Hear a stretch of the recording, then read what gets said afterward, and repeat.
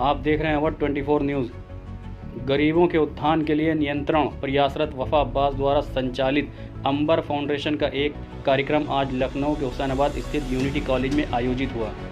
कार्यक्रम को संबोधित करते हुए मुख्य अतिथि उत्तर प्रदेश के अल्पसंख्यक कल्याण, मुस्लिम वक्फ और हज, पशुपालन और डेयरी विकास, राजनीतिक पेंशन एवं नागरिक सुरक्षा मंत्री श्री धर्मपाल सिंह जी ने कहा कि उत्तर प्रदेश में योगी आदित्यनाथ सरकार नित्य समाज के तमाम वर्गों के उत्थान के लिए प्रयासरत है।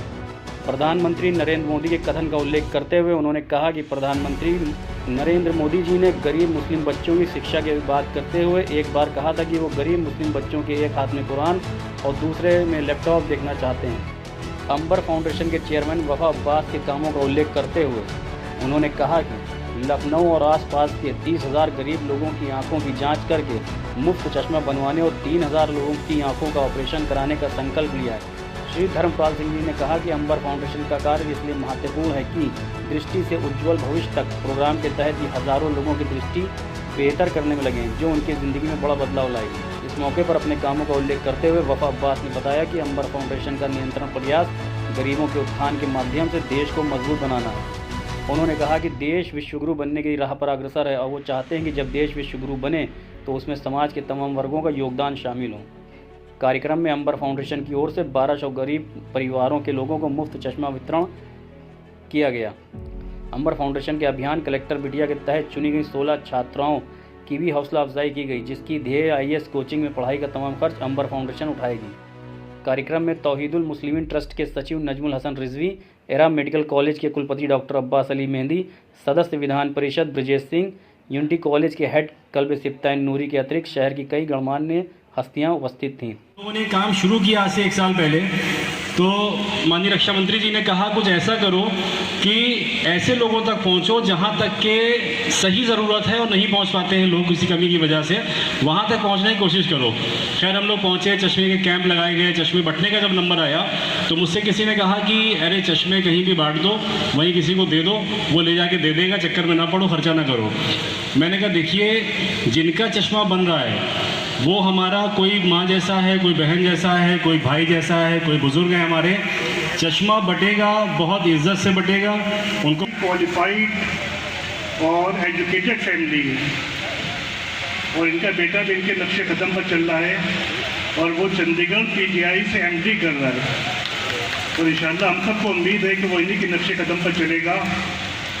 बस 1-2 मिनट में अपनी बात में खत्म करूँगा। जब एराज मेडिकल कॉलेज बन रहा था, ये हम सब के लिए मोटिवेशनल बात है, तो जो उसके फाउंडर और जो उसके संस्थापक थे और जो हैं माशाल्लाह मोहसिन अली खां शोनू भाई, जब वो एराज मेडिकल कॉलेज बनाने की सोच रहे थे तो लोग उनका मजाक उड़ा रहे थे, कह रहे ये मेडिकल कॉलेज बनाएंगे, ये मेडिकल कॉलेज बनाएंगे, ये मेडिकल कॉलेज बनाएंगे।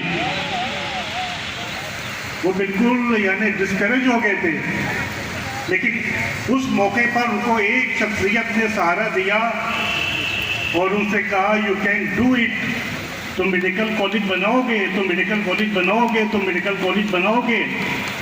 और वो शख्सियत थी डॉक्टर कल्बे साजिद साहब की शख्सियत। उन्होंने कहा कि अगर तुम में जुनून है, अगर तुम में जुनून है तो तुम्हारे रास्ते का हर पत्थर हटेगा। और आज आप देखिए कि 20-25 साल के अंदर एराज मेडिकल कॉलेज इंडिया के लीडिंग मेडिकल कॉलेज में एक है और पूरी कम्युनिटी और पूरे देश का नाम रोशन कर रहा है। और उसके साथ ही साथ आज करवा चौथ है, जो पत्नियां होती हैं वो अपने पति के चेहरे को देखकर व्रत को तोड़ती हैं। चांद को देखा जाता है, लेकिन एक चांद यहाँ पर मौजूद है और उस चांद का नाम है वफा अब्बास। ये जो सूरत में भी मिस्र चांद के हैं और सीरत में भी मिस्र चांद।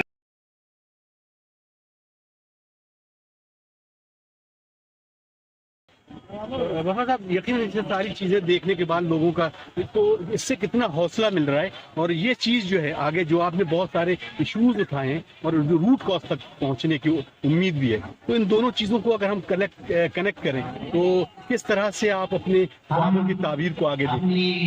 देखिए, हौसले से ज़्यादा जिम्मेदारी बढ़ जाती है जब हमारी बहनें, हमारी जो बुजुर्ग हैं आगे साथ में खड़ी होकर कुछ अपनी बात कहती हैं और बार बार ये प्रोग्राम में आते हैं तो जिम्मेदारी ज़्यादा हो जाती है। तो मेरी आप सबसे गुजारिश है और आप लोगों से भी कि अपने दुआओं में हम लोग का साथ देते रहिए और जब भी कभी प्रोग्राम आते रहिए, ताकि देखिए जब हम लोग स्ट्रांग होंगे तभी आपको स्ट्रांग कर पाएंगे।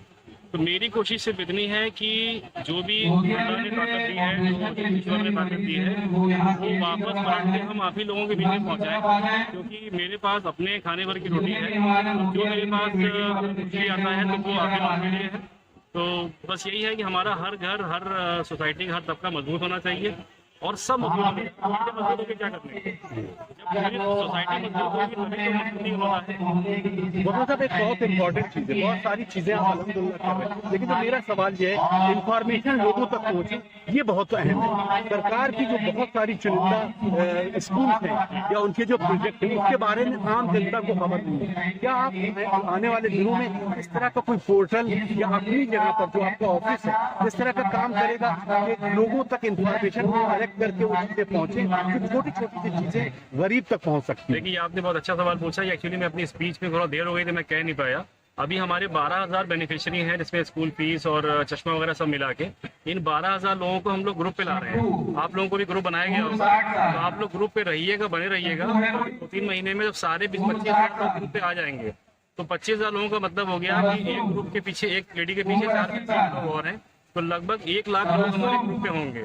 हम लोग गवर्नमेंट की जितनी भी स्कीम्स आती हैं, तमाम सारी स्कॉलरशिप है, पेंशन है, वो हम आप लोगों को ग्रुप पे अपडेट करेंगे। एक आदमी से बात करना बहुत मुश्किल होता है। हम लोग ग्रुप पे अपडेट करेंगे, आपको बताएंगे कि इस स्कीम में पार्टिसिपेट करने के लिए आपको ये पेपर चाहिए। जो पेपर आपके पास है अच्छी बात है, जो नहीं होगा तो पेपर आपको बनवाने में भी हेल्प करेंगे, आपको सपोर्ट करेंगे, जानकारी देंगे। और हम लोग बना रहे हैं, डेटा फिट कर देंगे और गवर्नमेंट की स्कीम फिट कर देंगे, तो कंप्यूटर बता देगा कि ये वाली स्कीम मिल सकती है।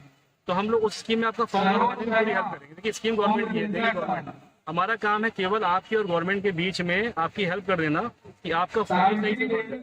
अभी हम लोगों ने 10,000 लोगों को चश्मा बांटा, उस पर सर्वे किया तो पता चला कि 10,000 में से 9,000 समथिंग लोगों ने किसी स्कीम का फॉर्म नहीं भरा। जैसे ये लोग खड़े हैं, पूछिएगा इनसे, शायद ही इसमें से किसी ने किसी स्कीम का फॉर्म भरा।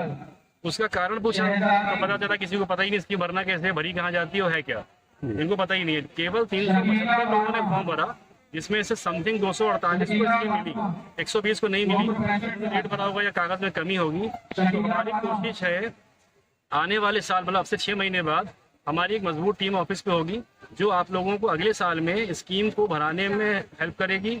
और हम उन 25,000 लोगों में से 10-15,000 लोगों को पूरी कोशिश करेंगे जिस स्कीम के वो एलिजिबल हो वो मिले। लेकिन उसके लिए जरूरी